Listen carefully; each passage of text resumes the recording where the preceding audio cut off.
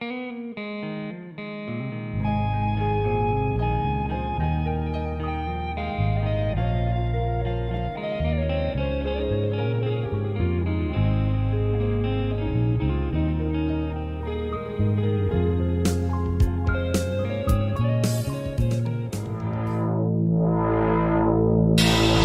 a future where cyborgs rule, Alex has shown us a way to retaliate by training the perfect weapon against tyranny.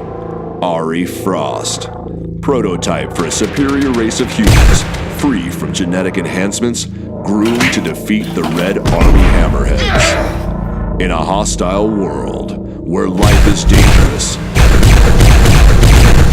she must form an army of cyborg humans to take down the regime. But first, Ari must destroy the ultimate killing machine. Transported through time to save our race. The epic battle for evolution or extinction will end. Goddamn bitch cop. Ari must triumph. Let's see what little Miss Save-the-World is doing. And the leader of the Red Army Hammerheads must be stopped.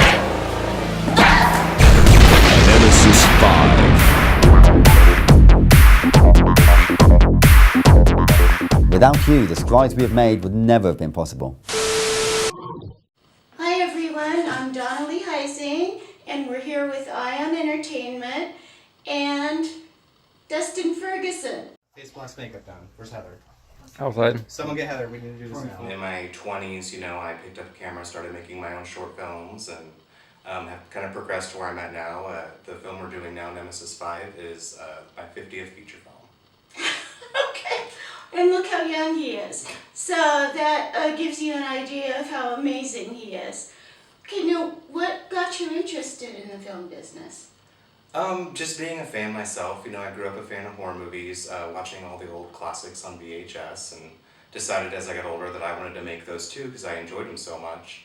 So I started making, like kind of campier B horror films, and I've slowly progressed into more mainstream material and doing a sci-fi action movie with Nemesis now.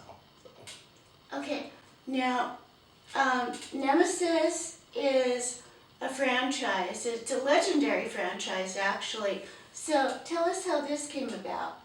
Well, I'm a fan, of the series, and one day I was just sitting in my video store kind of looking up at this poster, daydreaming a little bit about it, and I'm like, I would love to make a sequel to that. And so I, contacted Albert Pune on Facebook and basically told him I was a big fan of the series, and I thought it'd be really fun to make a sequel, 20 years later and kind of wrap everything up in the story. And he was really receptive to it, and he's like, well, shoot me some ideas and we'll talk. And so I sent him an outline, and he was really happy, and he told us to move forward. We gave him a script, and he told us to go for it. Okay, now tell us about the script. Okay, well, Mike Reed wrote the script. This, I believe, is the first project he wrote for me. He also wrote Conjuring Curse, which was the film I just wrapped that we were doing at the same time. Mm-hmm. Mike actually started out as a customer at my old video store, Old School Video. Mm-hmm. He was coming in on a regular basis, and he is also a poster dealer. He deals movie posters and memorabilia. And so that's actually how I got the Nemesis poster. He brought it in and put it on my wall with a Part 2 poster, and that's kind of how this all began. Mm-hmm. So it was really crazy, it's kind of come full circle. Mm-hmm. The script itself is, it's like a sequel and a re-imaging of the original story.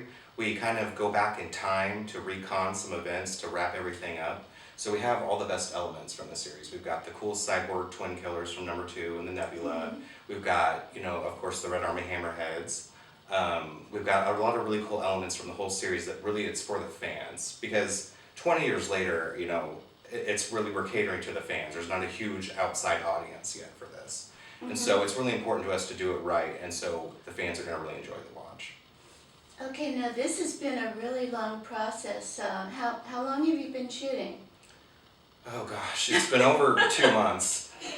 For me, that's a long time. Most of my films are like a week. I know. And yeah, this has been quite some time, but it's worth it. We're putting a lot of work into it. There's a lot of special effects, a lot of fight choreography, some really good locations.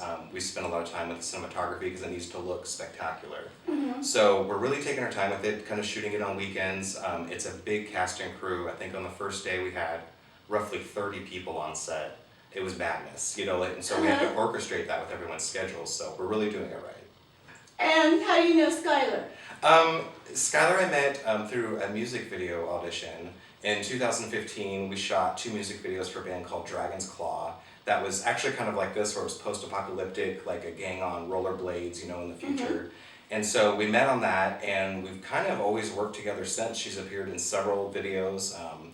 I'd say at least 7 or 8 of my features at this point. So she's a great person. She's a beautiful model. She's very talented. So we're really happy to have her as the lead in this. Okay, and then tell us about Sue Price. Oh, well, Sue Price is legendary with the series. She's in parts 2, 3, and 4. And so, of course, we thought it was 100% necessary to bring her back for this, to kind of tie everything up. It's what the fans would want. So we got in contact with her, and we flew her down here, and she was in the first 2 days of shooting, and all her stuff came out really good. So we're really excited to have her as part of the film. Okay, Sue is amazing. You have to see the trailer for Nemesis 4. I mean, she's a bodybuilder. Yes. And you also had Daiane Azura? Yep, Daiane Azura was there. She was in the opening scene as one of the cyborg terrorists. That is basically the first person that Skylar faces off with in the film, as an adult. Move and I'll crush your throat. It was a long shoot, and like I said, there's about 30 people involved, but it'll really show when the movie's finished. Okay, now tell us about the Doom Buggies. Oh gosh. Okay, so, the series has always sort of been like Mad Max meets Blade Runner with a little Terminator thrown in. So that's kind of what we ran with the look and feel of the movie. I thought it would be really necessary to have something like sort of a tribute scene to something like that, like a montage of traveling through the wasteland. So we got this big heavy-duty Jeep, and we went out with a drone last weekend out in western Nebraska and shot a whole bunch of footage of it just driving through the wasteland area. And it's actually, that's the connection to Daiane Azura, because she is the front woman of a band called Pandora Black. And they lent us 2 songs for the film, and so that sequence in the movie is set to one of her songs. Oh, how exciting. I can't wait to see it. Okay, now tell us about the producer. How did the funding come through? Well, Albert Pune is listed as the associate producer, and then we have Mark Popejoy, who's a friend of mine, and he's acted in some of my films, and he's recently got into producing. A good friend of his basically gave us most of the budget, and then everything else were little amounts, basically from everybody that was just a fan of the series. We were able to put all the money together that way and really pull the project together. So I would say there's close to 8 or 9 producers on this movie. Wow, so Randy is... Randy is a good friend of Mark Popejoy, and he is from Colorado, I believe. Oh, he is? Oh, okay. Oh, well, great. Okay, now you've got a bit of a life change coming up, so tell us about that. Yeah, well, next week I'm going to be relocating to California. I signed a 4-picture deal with Wild Eye Releasing, so I start the first one next month. So I'm gearing up to get rid of all my stuff and relocate out there and start my life there. Okay, and why did you decide to come to California? The opportunity. I feel like it was interesting because when I started Nemesis 5, I had no intentions of leaving Nebraska, but now at the end of Nemesis 5, I feel like everything has changed. My perspective's a little bit different. I feel a little bit more ambitious even than I did before. I've overcome certain challenges I didn't think I could, and I feel really ready for it. It feels like the next natural step for me, so I'm really excited to do it. Now, you're, I've known you for a while now. Now, I know that you have a head for business. A lot of filmmakers would love to get a deal with a production company. How did you go about it? I've been in contact with Wild Eye Releasing for some time. My first film, Amityville Legacy, with them, I did in 2016, and they were really happy with it, so I went and made a sequel called Amityville Evil Never Dies that you were in, with Mark Patton. And after that, we've just been in touch, and I told him about my ideas for moving out to California and that I was looking for some steady work. He's like, let's do a picture deal and give you some work. And we came up with some ideas for what we're going to do for the pictures, and we're both really happy with it, and it's going to give me, the income I need to survive out there. So it all kind of worked out perfect. Okay, well, that is really amazing. I'm here in Nebraska to shoot my scene in the film, and it's kind of a surprise, so we won't talk about that. But let me ask you about, you're a great editor. How did you learn your skills? I started out just doing, fan projects on the internet, and I was kind of discovered that way, and I was actually hired to do Sleepaway Camp 4 back in 2009, and so I kind of broke into the industry with that film. Okay, and what do you use, and did you teach yourself? Yeah, I'm completely self-taught. I use Sony's Vegas, which isn't really the industry standard. Most people use, Final Cut Pro. But yeah, I'm completely self-taught. I just started with my own projects and just kind of learned from my own mistakes and got to where I'm at today doing that. Okay, and are you doing the CGI in the film? I'm not. Actually, we hired a guy named Ryan Daly. He's doing all the CG work, and he's also doing a little bit in Conjuring Curse for me too. He's done some other stuff. He's super talented. I've been really blown away with everything in the film. I mean, there was so much work that was going to have to go into this to give it the right look, and he's just nailed it. I think he's a fan of the series himself, so he really understands what we're really trying to achieve with it, and it's spot on. Okay, well, great. I'm excited about shooting tomorrow, and Yes. Thank you for this interview. Thank you, Donna. It's always a pleasure. I'm here with my star, Skylar Craig. Hi. Skylar, why don't you tell us a little bit how you became involved with the film? Yeah, so I heard about the film from Dustin, and he asked me if I wanted to be the lead Ari Frost in the film, and I said yes. And then he said, you have to go through 10 weeks of combat training. And I said, that's okay. I totally wanted to do it, so it looks like a cool film to get on, so. So we've worked together in quite a few movies. Why don't you talk a little bit about some of the other stuff we've done together and how this is different? Yeah, so we usually kind of stay around the horror genre. This is kind of our first action sci-fi film that we've done. We did The Dummy 2 not too long ago. That was a lot of fun. Probably the most epic performance I felt like from my part. Besides, we did Camp Blood 4 and 5 together, and then Shockumentary. Yeah. We had Blood Claws. And we had Blood Claws, yes. And then I made some appearances here and there in some of your other films, yeah. Totally. So, are you a fan of the sci-fi and action genre? I am. So I'm a Trekkie. So everyone's like, oh, Star Wars, and I'm a Trekkie. But no, I do enjoy it. I think it's really interesting. It's a lot of fun. Being able to actually kind of come out of your comfort zone and do something new. I've never done any combat training whatsoever. So this was, it was a new experience for me, and being able to work alongside some of the most talented people was just amazing and insane. Oh, for sure. Yeah. So, like, what's would you say was one of the most memorable experiences from filming? Wow.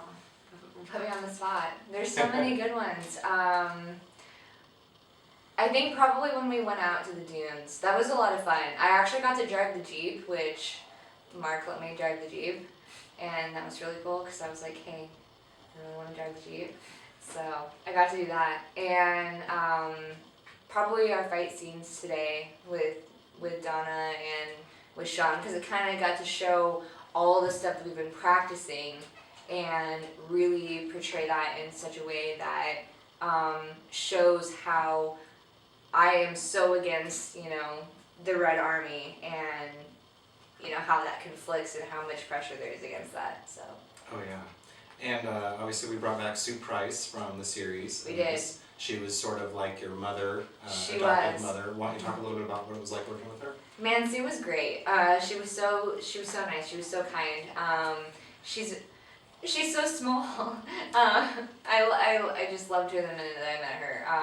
Watching her do Nemesis 2 and 3, she was just astounding. Like, she's so physically and like enabling. So to me, here I am, like, watching her be a badass, and I have to literally become that badass. So it was a little intimidating at first, but no, working with her was amazing. She was very skilled and listened really well, and to like all the cues of the fighting, and we worked really well together, I thought. And no, she was just great. She was amazing, and Yeah. inspiration for sure. The dynamic between the two of you worked really well, and it was interesting because she sort of passed the torch to you in this, kind of making you the lead. Mm-hmm. So all the roles you had prior, you'd had like co-starring roles, you had a couple leads here and there, but this is the first role I think that you've done in a feature film that had so much meat. And I think what's interesting about it is it's going to really develop its own following for you. You carrying the torch, you're like the center of attention for Nemesis 5. So I think, with that said, what would you like to say to your fans that are following you up through this whole journey that you had? Yeah, to my fans, thank you so much for being so supportive of me throughout all of my career.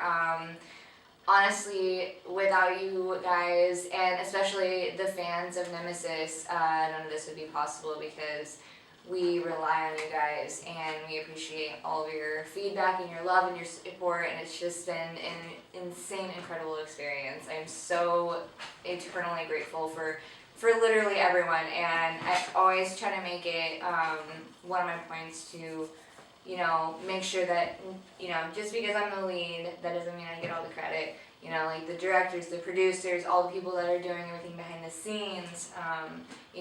Sean, who basically trained me for this role, was an essential part, and then my co-stars are just fantastic. So, I just thank you to all of you guys too, because without you guys, Nemesis 5 wouldn't be as amazing as it is. Exactly. It was definitely a group effort. I think that we all have a lot to be proud of, and I hope that the fans enjoy it as well. Me too. Agreed. Okay, we're here with Sean Vitek, and he's the stunt coordinator on Nemesis 5. Well, how did you start working with Dustin? I remember meeting Dustin at a couple parties where we were just like introducing stuff we were working on, and I was producing a movie at the time, and Dustin was producing movies, and we just like met at parties showing our work with mutual friends of ours, Dorothy Boreum, Chad Hofschild, and just chatted at the parties, and then he invited me onto his next project. I think I did sound the first time. I've done all kinds of aspects. I've produced and written and done sound and. Oh, I didn't know that. Okay, well then tell us how you got started in film. Around the same time when I got divorced. Okay. Well, that's was it a when good thing? Life 2.0 starts. Okay. And I helped found this this film group in Omaha called the Nebraska Film Group, and we had an office downtown, and we facilitated like lots of auditions and tried to help people put together crews and cast and just facilitate other people's work. And I met a lot of people doing that. Well, have you always been interested in film? Yeah, well, I mean, when I grew up on a horse ranch, like cable TV was kind of not necessarily a thing for me, and broadcast was about it. And every now and then I'd see a movie and I'd be like, wow. And I wouldn't always have like the tape to play it over and over again. Or if I recorded some things you could record on tape, I would watch it over and over again until it was worn out. And I remember my memory of movies wasn't always perfect. Like I'd watch a movie a second time like years later, and I'd be like, wow, I filled a lot of gaps with my mind. And I was totally wrong. That's not what really happened in the movie. And so it kind of, in a way, I felt like it made me a lot more creative to watch movies and talk about movies. And so it was just really interesting. I guess I've always been kind of creative in that way, like where I would make up plays or copy characters for movies and stuff. And sword fighting with my brother, grabbing sticks in the backyard. And rough play was like always a huge part of it. Like, we had whips, and we thought we were Indiana Jones. Okay. Stuff like that. It was fun. Okay, now, is Nemesis 5 the first thing that you've choreographed stunts for? No, I've done a lot of choreography. I've worked with quite a few people. First one being Blood Rights for Chad Hofschild and Dorothy Boreum, as we mentioned. And that might have been right after that when I met Dustin. And I choreographed, a lot of times I choreographed my own death. I teach people how to kill me. Okay. That seems to happen a lot. Oh, that's great. Because I'm big and maybe I look like a villain. Okay. Okay, so how many fight scenes have you choreographed for Nemesis 5? Oh, that's a good question. I don't know, 5, 6? Something like that, yeah. Really? Oh, yeah, okay. there's a bunch of different fights and stunts and stuff, and it's pretty fun because we get moving pretty fast, and it's like this person's down and that person's down, You know, and put the mat over there and keep this guy safe, and it moves well. It's fun. Oh, okay, great. Well, I can't wait to work with you. Yeah, me too. Yeah, Sean's here to work with me for Nemesis 5. Yeah, she's gonna kick some butt. That's for sure. You're gonna make me look like an expert. Oh, yeah. Yeah, sure. Yeah. You versus Skylar it'll be good. Okay, great. Hi, my name is Joe Williamson, and we're here with the legendary screen villain Mel Novak.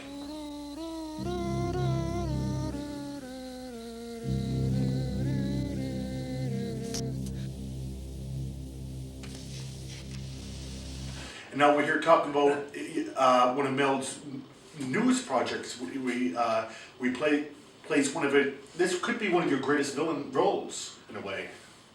Yeah, if you start a 50-year war, that's not a good guy. But it's exciting. I'm really glad to be here. No, we're like I said, we're really excited about this project. And Nemesis. Nemesis is a great science fiction thriller. Sci-fi martial arts action type movie. And you kind of started that with The Ultimate Warrior with Yul Brynner. That was the first film that inspired like Mad Max and then Yeah. Nemesis as well. And I love these type of films. It's really close to my heart. Now, in Nemesis, tell us about your character. And he has a good heart. He seems to mean well, or is he just pure evil? Or what would you say? Well, I don't know how mean well you could be if you cause a 50-year war. And he has that controlling, demanding, manipulative spirit that gets what he wants. Self-made man who admires his maker. And it's a different kind of character, which I like challenges. He's kind of like a twisted hero. He wants to make the world a better place, make it pure, no matter how many people have to die. And like I said, the Nemesis films is... Classic. They're classic. Yeah, I love the Nemesis franchise, and we're glad for Dustin, the brilliant producer-director, to be bringing them back. It's a whole new generation. Excited to work with him. He's got over 50 films. No, Dustin's got an incredible body of work, and like I said, I'm really excited to work with him. And he's not only a brilliant artist and great filmmaker, but also an awesome human being too, and a great heart too. That's very important, especially in this business. When he's not killing people in the movies. Yeah. But no, like I said, this film here, Nemesis, it's kind of a combination of Mad Max and Blade Runner, and yes. It's got maybe even a little bit of Ultimate Warrior in there as well. If you wanted to see a science fiction action movie, we definitely recommend Nemesis Part 5. And then while you're at it, check out some of the other Nemesis. And if you're not familiar with the franchise, please check out some of the other ones as well. Yeah, check out Dustin's body of work. Body of work too. No, and this is a nice change for Dustin too, because he's although he's known for best doing thrillers and horror films, now it's nice that he's shown that he's expanding his base and showing much more he can do too, which he can. There's a lot of great directors out there like Bob Clark, which started in horror films, and then he went on to do famous Christmas Story. It's a nice starting point, the horror films. But anyway, so don't miss Nemesis. Thank you so much, Mel, for coming. My pleasure. We have executive producer Mark and producer Randy. So welcome to Ion Entertainment. Hi. Hi. Tell us a little bit how you got involved in the project. Thanks, Donna. As you said, I'm an executive producer on the film, and I met the director, Dustin Ferguson, some years ago, working on multiple projects, being music videos, films, and those kind of things, and just became friends with Dustin over the years.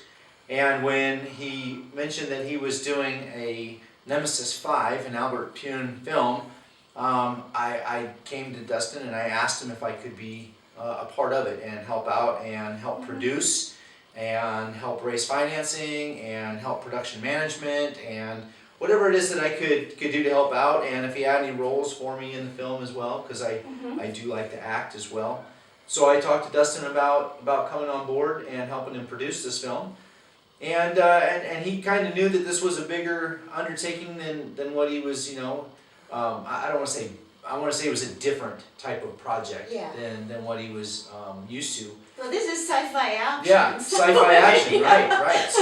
So I just asked him if he needed some help, and he said, yeah, I would love to have some help, and anything you can do to help out. I mean, we just kind of tackled it from that point of view. You know, what he wasn't able to do, I tried to pick up. Mhm. And if he asked me to, hey, I need you to do this, I tried to pick it up. Yeah, I've been And, so those kind of impressed. I mean, it's like you're a go-getter, just like Dustin. Yeah, it worked very well together. I'm happy with the way that the collaboration came together. Uh-huh. And so Randy is your friend. Yeah, Randy's a Yeah. good friend of mine. Me and Mark known each other for 30 years. We went to high school together, and Where? Bryan High in Omaha, Nebraska. In Omaha, Nebraska. Oh, okay. So he told me about the project, and I had a little bit of extra money and thought it'd be cool to get in the movie business. Never been in it before, and I'm having fun. You're amazing, Randy. Thank you. We're so blessed. Yeah. And where do you live? I live in Denver, Colorado. Okay, so you moved out there and you had your printing company. Yeah, I was a lead press operator at a big web printing company, magazines, and I just retired because it came in a little bit of money, and now I'm doing other things. Having Okay. fun. Now he's a producer. I know, how do you like movie making? He was at the shoot today. I enjoyed myself today. It was the first time I had anything to do with watching a movie being made, and I had a good time. Yeah, that's great. Yeah, Okay, excellent. well, I mean, he was on the set today too, so thank you very much for your major contributions to this film. Thanks, Randy. Thank you. Appreciate you.